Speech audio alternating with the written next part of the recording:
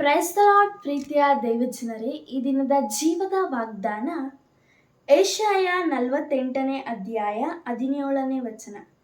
ನಿನ್ನ ವಿಮೋಚಕನು ಇಸ್ರಾಯೇಲ್ಯರ ಸದಮಲ ಸ್ವಾಮಿಯೂ ಆದ ಯೆಹೋವನು ಹೀಗನ್ನುತ್ತಾನೆ, ನಾನೇ ನಿನ್ನ ದೇವರಾದ ಯೆಹೋವನು, ನಿನಗೆ ವೃದ್ಧಿ ಮಾರ್ಗವನ್ನು ಬೋಧಿಸಿ ನೀನು ನಡೆಯಬೇಕಾದ ದಾರಿಯಲ್ಲಿ ನಿನ್ನನ್ನು ನಡೆಸುವವನಾಗಿದ್ದೇನೆ.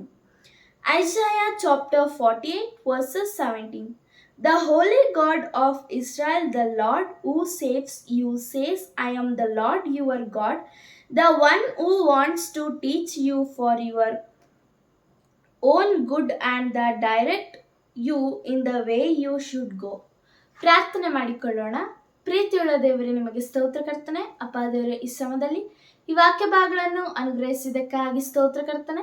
ಈ ವಾಕ್ಯ ಭಾಗಗಳನ್ನು ಕೇಳಿದಂಥ ಎಲ್ಲ ದೇವ ಮಕ್ಕಳನ್ನು ಆಶೀರ್ವದಿಸಬೇಕೆಂದು ಯೇಸುವಿನ ದಿವ್ಯನಾಮದಲ್ಲಿ ಬೇಡಿದ್ದೇನೆ ತಂದೆ, ಆಮೆನ್. God bless you.